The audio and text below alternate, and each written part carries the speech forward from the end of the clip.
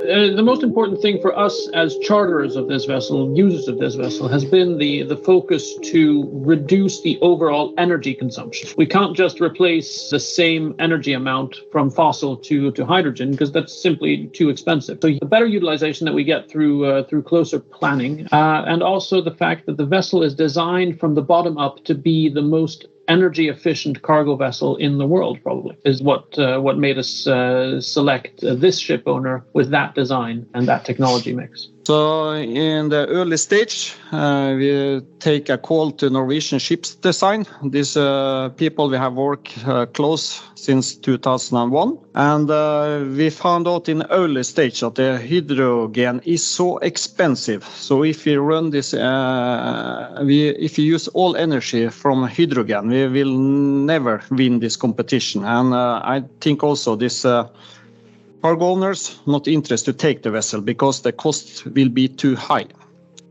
And then we start to investigate a little bit more on this Flettner rotor sail, and we see this was very good. And the sail will be bigger and bigger. As a ship design company, we always get a lot of proposal. You want to work with this, you want to work with that, and kind of branch standard is to work no cure, no pay in the beginning of this project. And you have to select what do you believe in. If you jump on everything, you will fail. If you jump on the wrong one, you fail.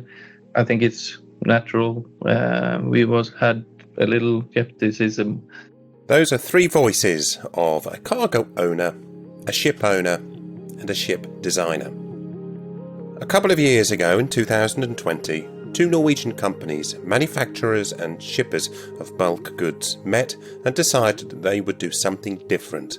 They decided to ask the shipping industry for a shipping solution that would be totally emission-free. Something that would not only meet their needs for the future, but show other cargo owners, reluctant ship owners, and even technology companies what could be achieved when businesses collaborate.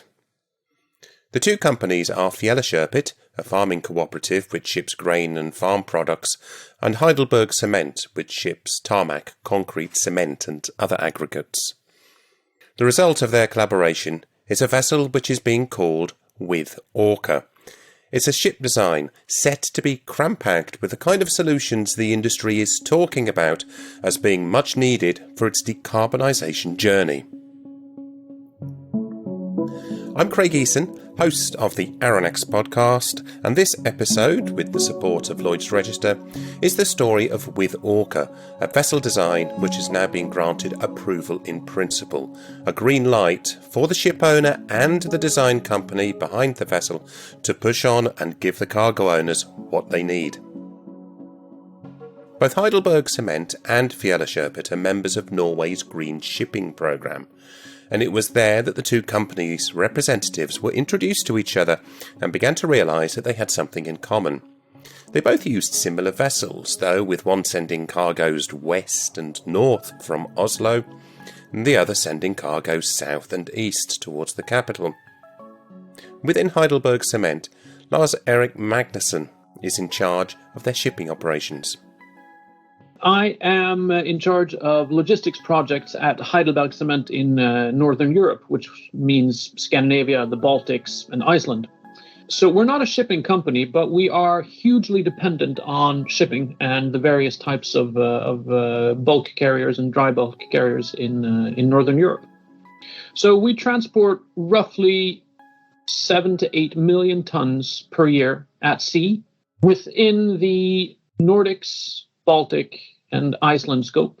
The other company is Norwegian agricultural cooperative Fellekjøpet. Fellekjøpet Agri is the largest agriculture cooperative in Norway, and we are owned by 44,000 farmers. That's Per Kenneth Oy, Chief Transport Officer at Fellekjøpet. I think that if we are going to reach the goals of zero emission in shipping, the cargo owners have to take more responsibility.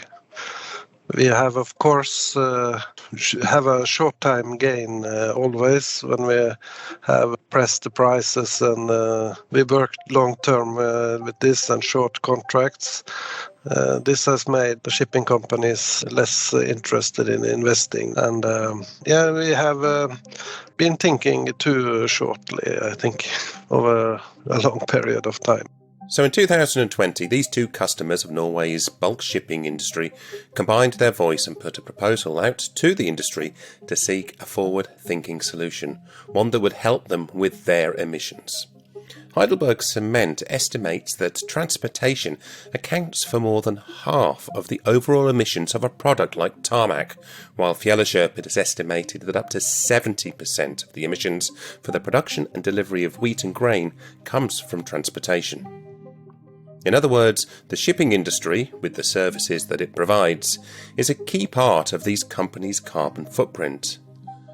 But these two companies knew that ship owners lacked the right incentives to make radical change. We see that the vessels, the fleet that we use is aging, and it's aging at such a speed and in such a way that the ship owners don't have the necessary margins or incentives to invest in new vessels. Simply put, if someone doesn't do something soon, these ships will be gone. And those ships will then be replaced not by new ships or larger ships, because many of our customers cannot use larger vessels simply because they don't have big enough facilities. It's physically impossible to switch to the larger, more cost-efficient vessels. They still need the small ones. But no one builds small ships anymore because there's no margin in it. And the reason there's no margin in it is that we, along with many other charters and cargo owners, have been too efficient in our way of leading this race to the bottom in terms of rates.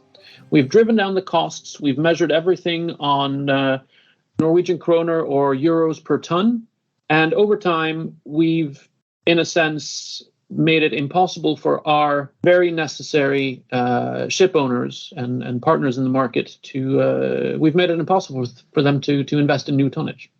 So we thought, okay, we've been in this business for over 100 years. We're probably going to be here 100 more. What is 15 years for us? It's actually not that long. Can we commit to a 15-year cooperation with someone against them building a new vessel? And the answer for that was quite clearly, yes, we can.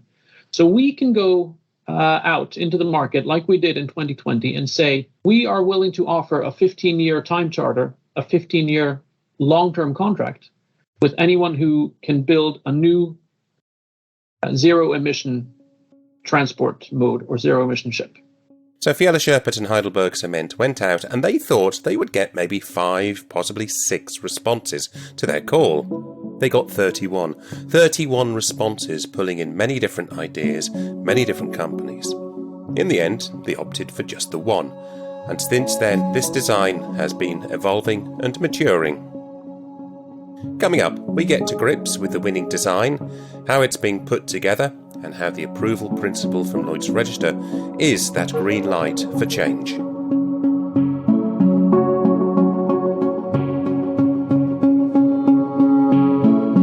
Ready? Yeah. Okay, my name is Ivar Ulvan. I'm working in Egil Ulvan Rederi. I'm the 4th generation ship owner. I own approximately 70% of the company together with my sister. And before I sailing as a captain on Norwegian coaster. Rederi Egil Ulvan's fleet is somewhat typical of a modern Norwegian ship owner in that it already has LNG-powered vessels.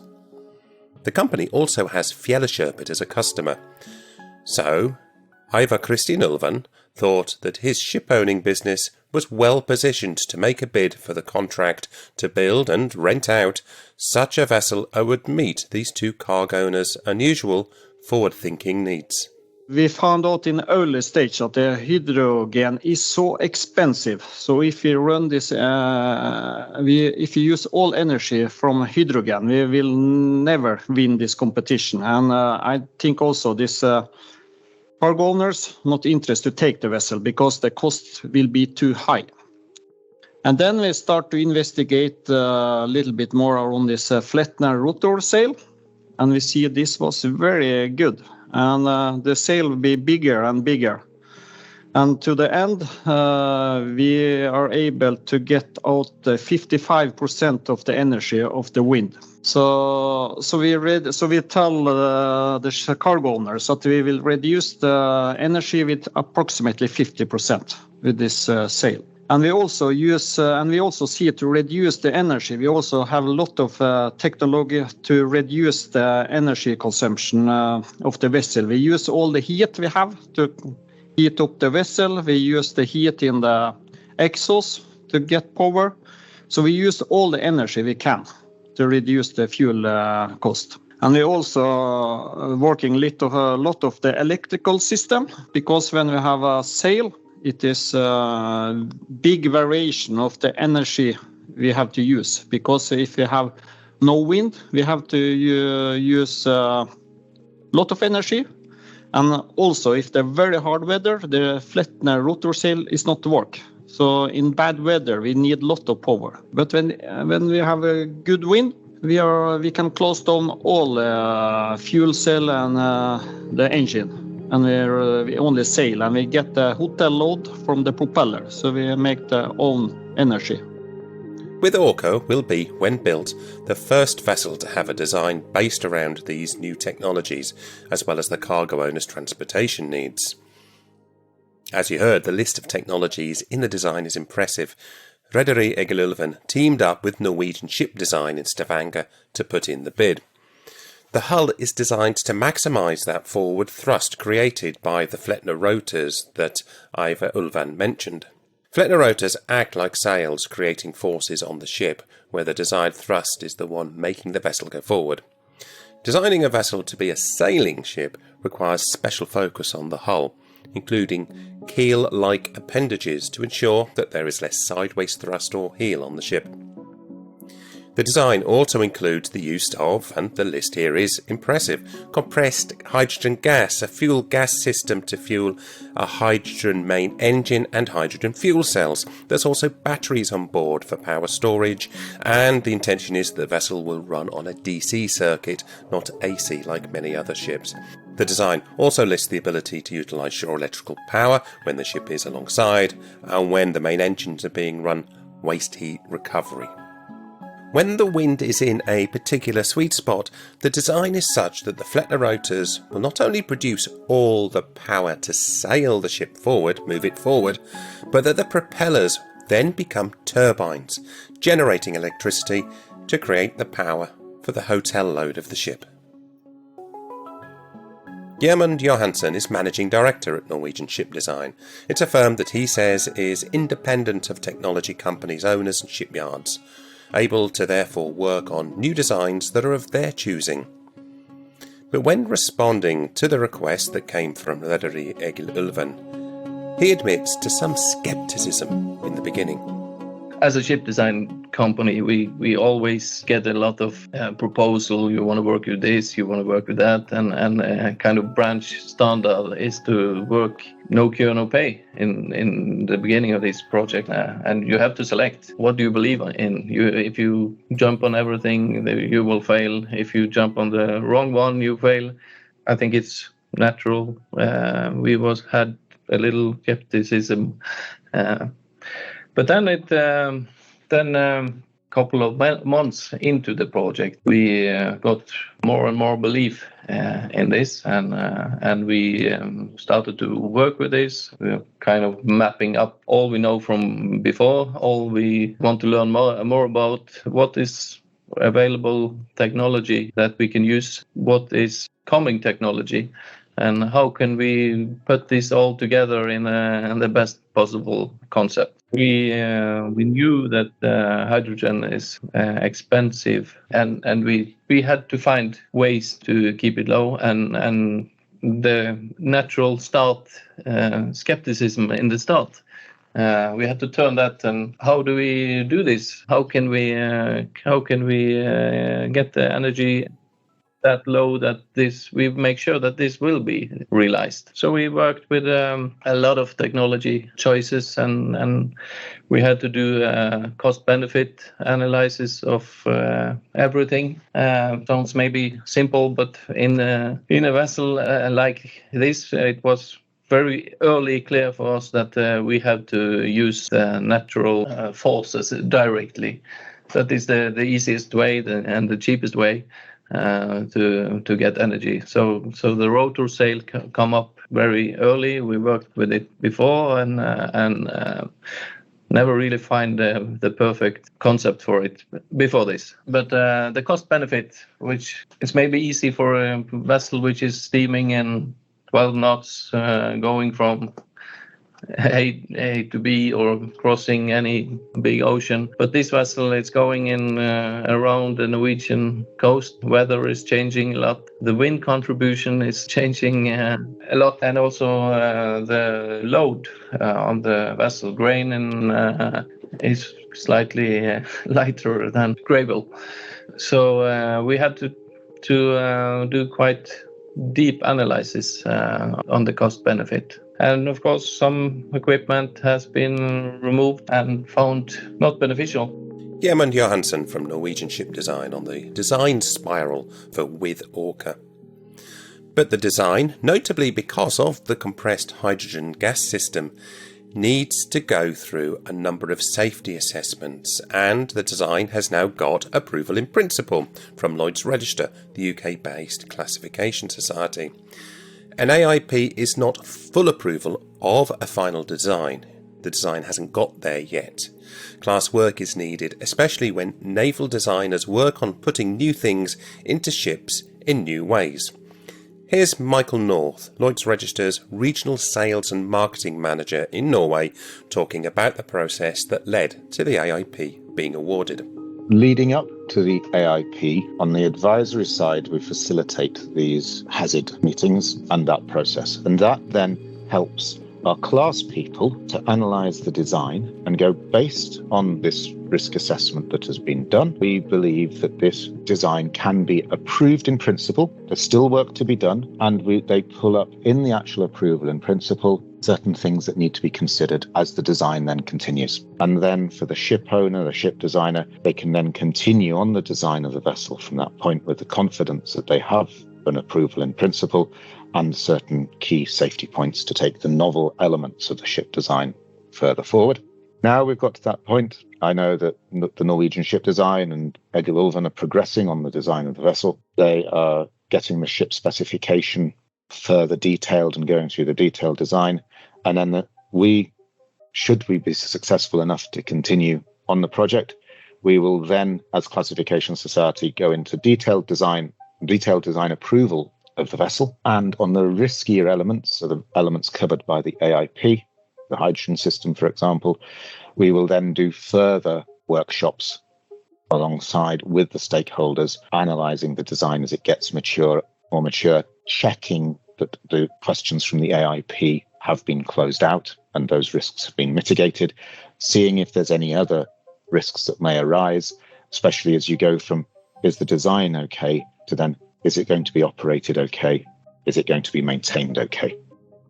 Michael North at Lloyd's Register on the process of and the confidence given when a novel ship design receives approval in principle. Now, as you heard, shipowner Egil Ulvan and Norwegian Ship Design have yet to fully complete their design. They need to put into place any potential changes as the design spiral progresses and any of those class recommendations are implemented. Eva Ulvan knows that this ship will cost more than a normal vessel of a similar size and purpose to build, and is waiting to hear back from Enova, the Norwegian state funding body that has been supporting the country's shipping decarbonisation efforts. Ulvan says that the belief is that Enova will be able to fund a significant part of the additional costs related to the novel clean ship systems that are set to be installed. So the basic vessel, like an ordinary diesel vessel, we not get anything on that. So the cost on top of that, you get 40 to 50% back. So if you not had the Enova, this will never be done. But he remains confident that this vessel design will get the Enova support it needs to become a reality, and to then help both shipping in Norway and the cargo owners make a significant step in the pressing journey to decarbonise. There are more future technology in this ship than many of the other solutions, but not quite. There was some solution that was even more futuristic than this. So we think this is somewhere in the middle. It's not science fiction. Yes. We thought, and exactly because we didn't know what was possible and what we were asking for, it made such good sense to go out and ask the whole market. So we didn't know what the solution would be. So we asked the experts out there to provide their suggestions, and then we ended up selecting one that suited us the best. Lars-Erik Markussen at Heidelberg Cement and Per Kenneth Øy at Fellekjøpet on the trailblazing vessel that they hopefully will get once the designs are finished, class has approved it, and the vessel built, hopefully by the end of 2024. But what does this mean for Norway? Well, here's Michael North from Lloyd's Register again. He's a Norwegified Brit, if you could call him that, who has been following the project and been part of Norway's innovation renaissance for a number of years. It's all very well saying, we need these new fuels, but then you have to make it happen. And Lloyd's, we know we already have in class vessels that are operating on hydrogen already, so we know that can happen. But here we're also showing this is a Norwegian coaster. It's got a plan. It's got support from Heidelberg and Fellekjøpet, and it is a way to show this is what we can do. It's what I like about living in Norway and not being a full Norwegian or original Norwegian, is to see how in Norway you get these constellations put together and people will then take on the risk together and move these projects forward. Also with the help, hopefully, from people like Enova and the funding environment in Norway. And then the rest of the world goes, oh yes, it can happen. Norway's shown the way.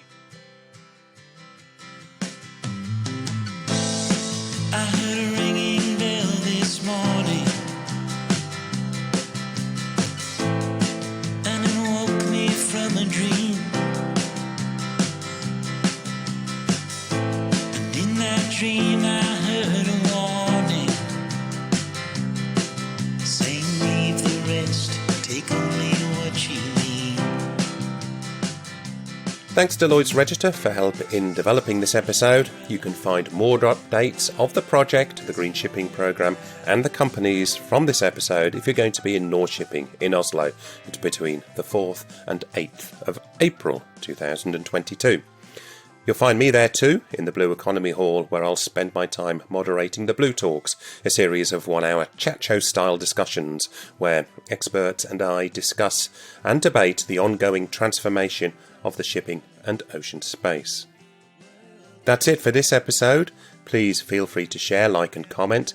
Please also subscribe to get this podcast into your podcast or audio feed. It can be found on all the major podcast platforms and on Spotify.